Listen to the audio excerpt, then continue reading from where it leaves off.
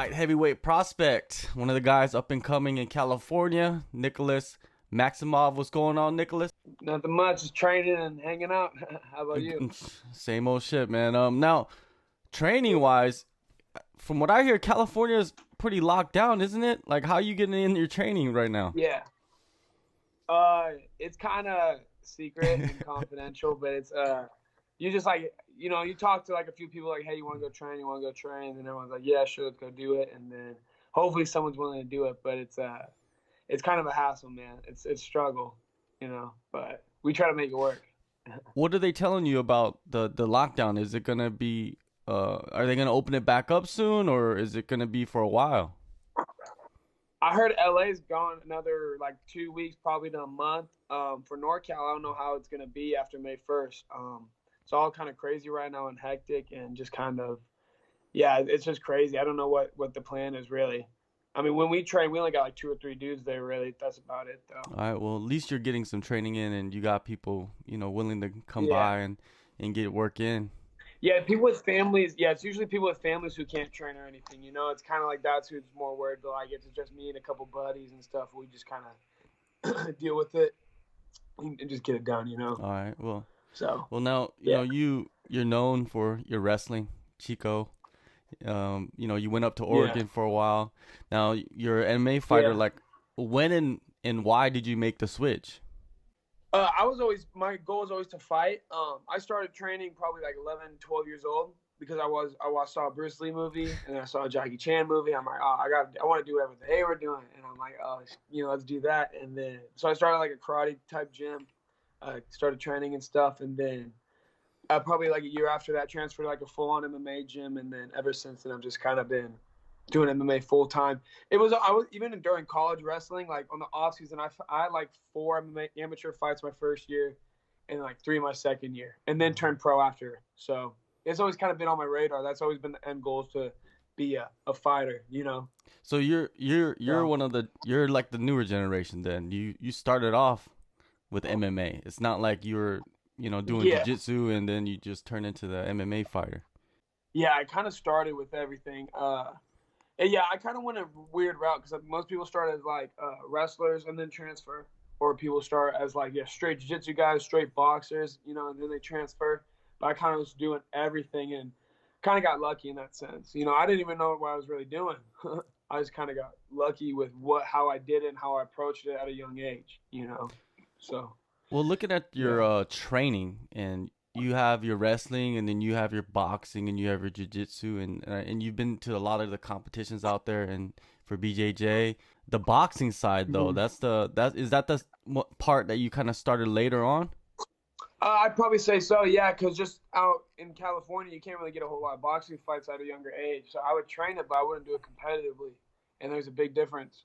I mean, of course, you can get those tournaments and stuff in, but every time there was like a tournament, it was like football season or wrestling season or something was going on. So I never had the chance to compete competitively. So that's definitely where I would probably lack most, but I want to compete in boxing, like that's kind of what I want to do. I think that'd be a cool little goal, to get a few amateur fights in as a boxer and just kind of see how that would play out. It's a different sport, so why not test it, test the waters. Definitely. Well, you're at a gym where there's some good boxing going on.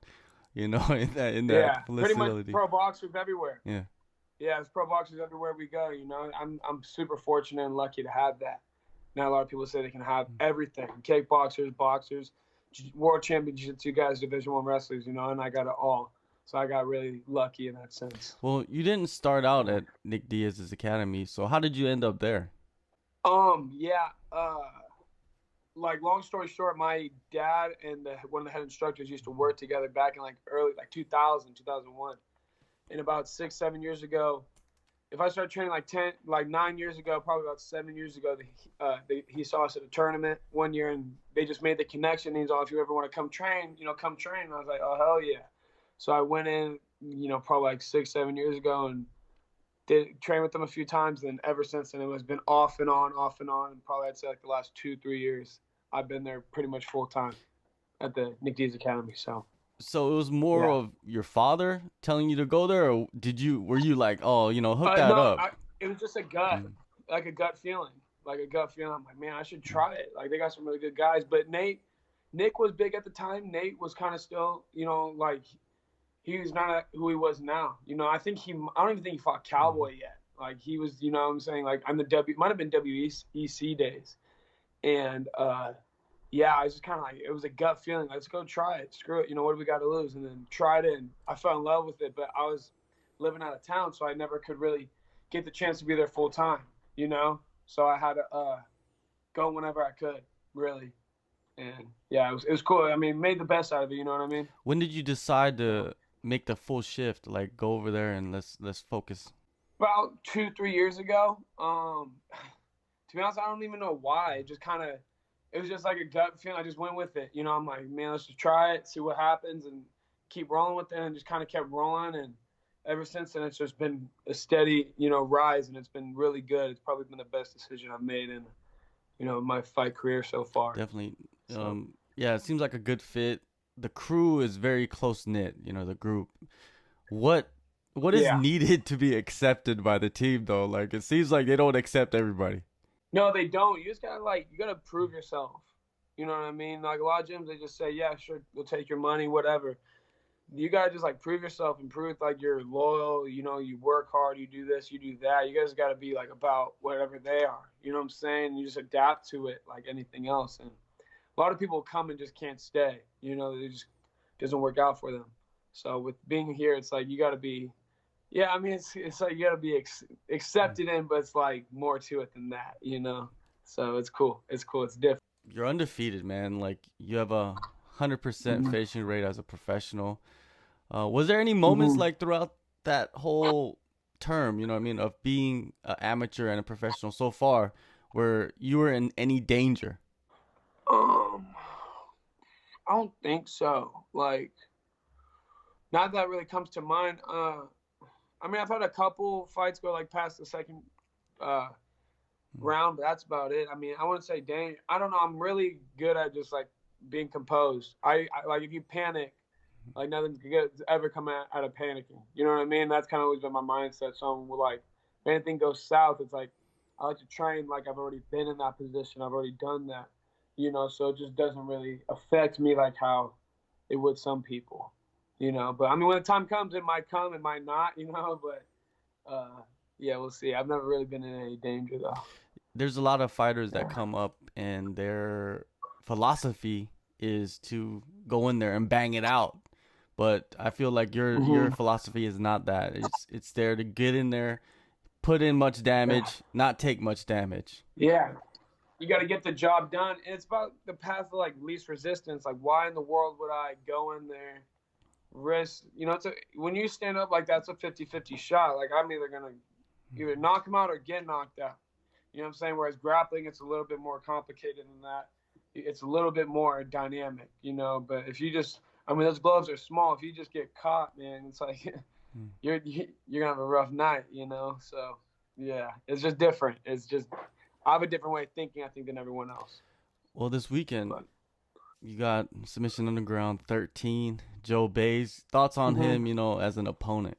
He's good, man. It's a black belt. That's what I've been wanting and asking for this whole time because I'm a brown belt. So it's like I want the best competition I can get. I don't – it's fun. It's cool going against brown belts and stuff, but I want to be going against the best if that's possible. And this guy, black belt under a really good school, really good instructor. So it's like I already have respect for that. It's going to be a cool match and – it'll be fun, and I got nothing bad to say about the guy from what I've seen, So, yeah, I think it'll be good. Well, you have experience with Submission Underground. You faced Dan Walsh last year, actually, 68 seconds, Kimura. Yeah. What is the plan for this one? Do you think you should be able to get it done that fast? It's gonna be a killer be killed in there because it's kind of the quarantine and everything. I'm going there just guns blazing and whatever happens, put on a show. I feel like there's gonna be a lot of eyes on it. So it's kind of like, man, I gotta make the best of what I got with this one. And if I can get a cool finish or something crazy happen, whatever, it's like, let's just shoot for that, Let's just shoot for something cool and get it noticed and get some eyes, You've done combat jiu-jitsu, like what?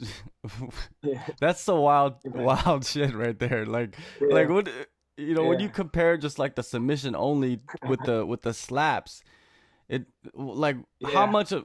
how many levels does it raise up like with the slaps being involved? Well, it's weird. Like your game plan goes out the window for a lot of people. Like I got slapped a couple times, and I was just like, whatever, it's cool. But I felt like once I started slapping him, like his guard kind of just went not away, but it was just a lot easier than if I didn't. You know what I'm saying? So if you can just slap someone and kind of get their head ringing, their ears ringing or whatever, it's like, holy crap. It changes. It's weird how just one little thing, like a slap, can just change the momentum of a grappling match. So it was funny. That was one of the wildest things I've ever done. It was cool though. It was heck of fun. I would do it in a heartbeat, but it's such a weird thing. It's super weird, but I liked it. Do you think fighters when they go compete in combat jiu-jitsu compared to a straight jiu-jitsu guy, you have an advantage because you're used to being hit? Because it seems like, how would you practice that? So. I would think so. I mean, you kind of can't. You gotta just, yeah, you kind of can't. I know Josh Neer. He's one of our teammates and everything from Iowa, and he went against a straight jiu-jitsu guy who's, jiu-jitsu wise might be better. He just had a couple slaps, and Josh worked him, just destroyed him. So it's kind of like, I mean, I would give it to the fighter, or even a wrestler.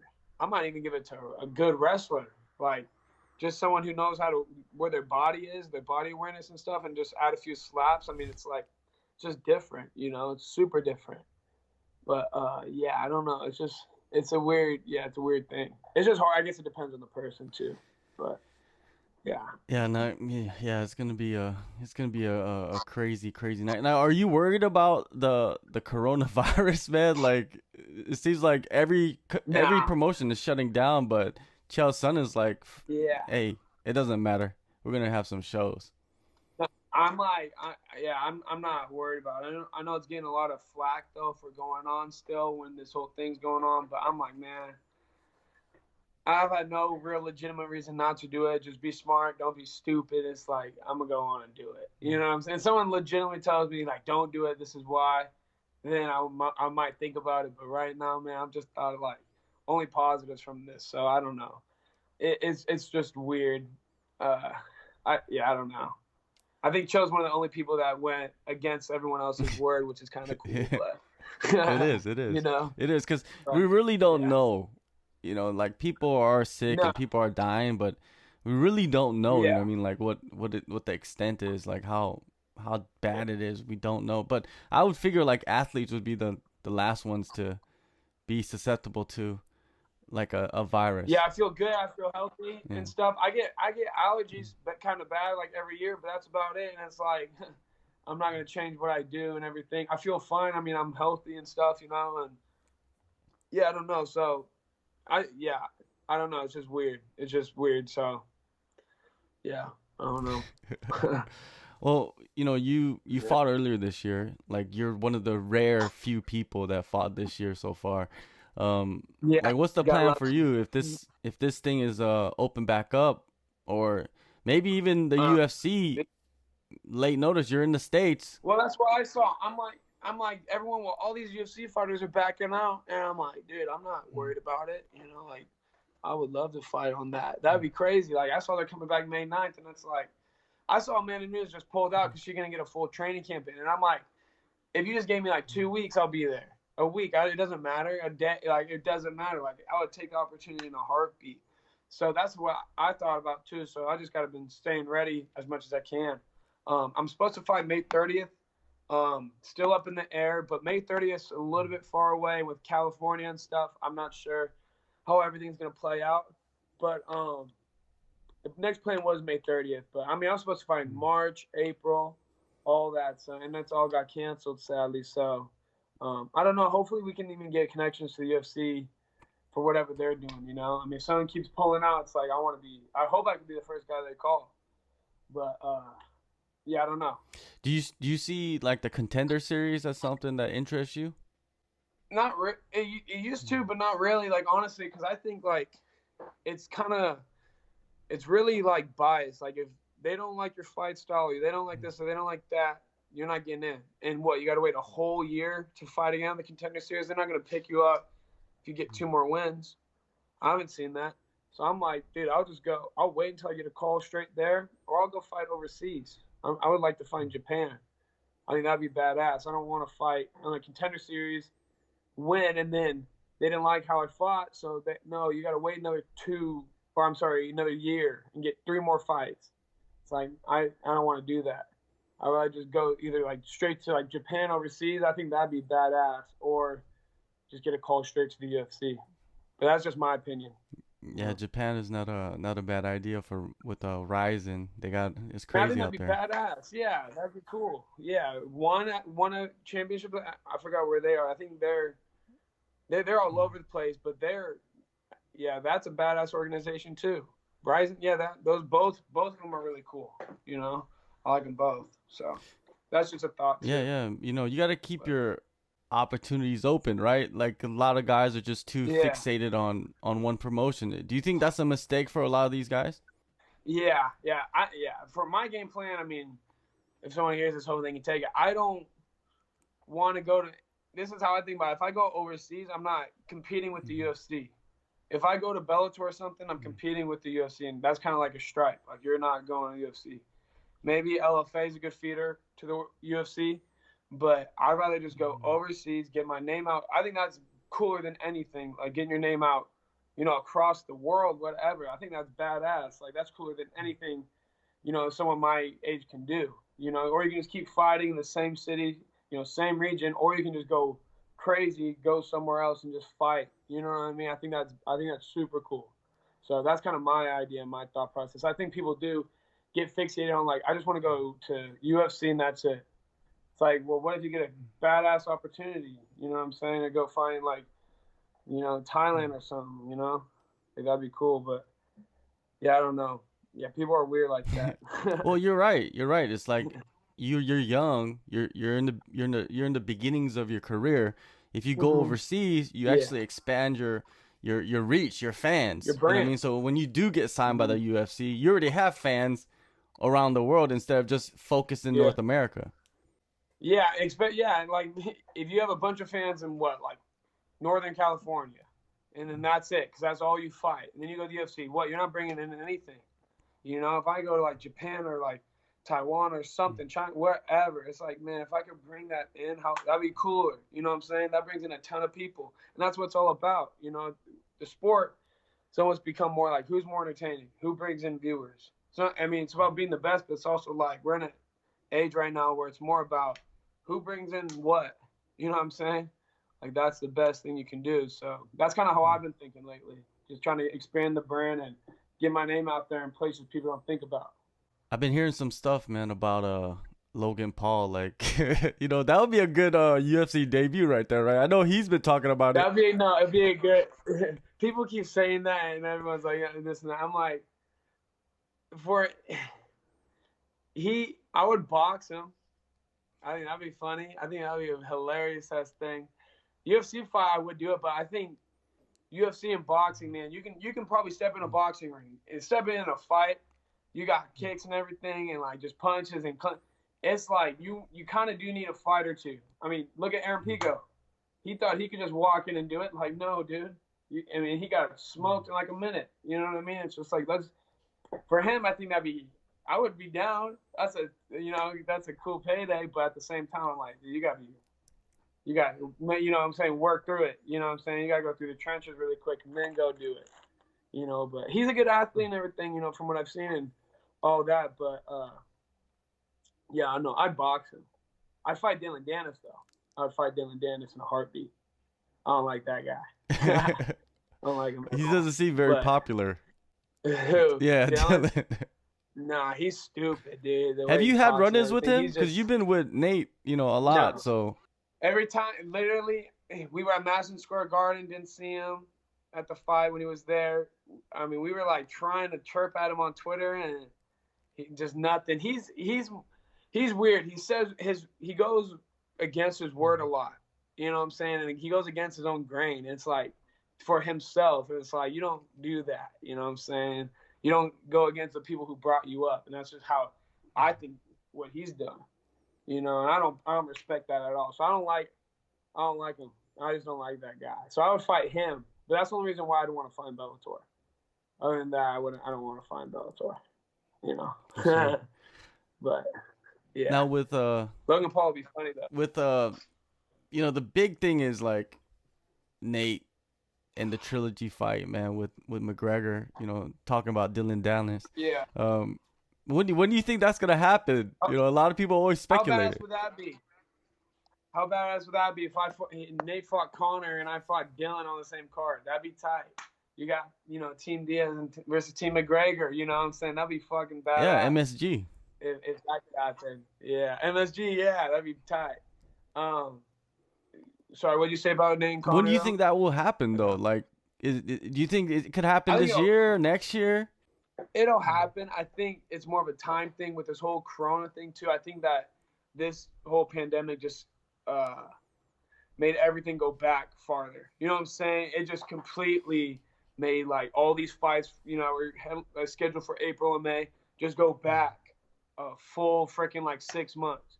You know what I'm saying? Because now all these people deserve fights. All these people deserve this, you know, and it's like some people, you know, like Rose and Amanda aren't fighting because it's like, they don't have a full camp, you know, with people getting sick. So now it's like, so when the time's up, they're going to want to fight. So that's delaying all of like possibly like these fights that could come up. You know what I'm saying? So if Nate and Conor wanted to fight in like July, that might get delayed to like October or November, if that makes sense. You know what I mean? So, I mean, I don't know. I want to see it more than anyone too. You know, I'm like, let's do it, you know. But I don't know. Hopefully this year, that'd be cool if they did. But, you know, I don't really know 100%. Yeah, nobody does. But it's always good to speculate and talk about it. Yeah, Nate's getting his knee and his eye all recovered right now. So it's kind of like he's just, you know, enjoying that, being smart. And that's the biggest thing is him just getting the work in, you know what I mean? And doing that, you know. So well, hey man, you're one of the up and coming guys, one of the rising stars in the light heavyweight division, a big prospect. You got a little submission underground this weekend, but I'm looking forward to you getting back inside that cage, man, and elevating yourself up to, like you said, one championship, Ryzen, UFC, wherever it leads to, it's gonna be big for you. So Nicolas, appreciate the time and you know, stay safe and we'll see you in that cage again soon. Yeah, thank you for having me. I appreciate it a lot. Thank you for your time and everything. So yeah, I'll let you know when I fight again. So.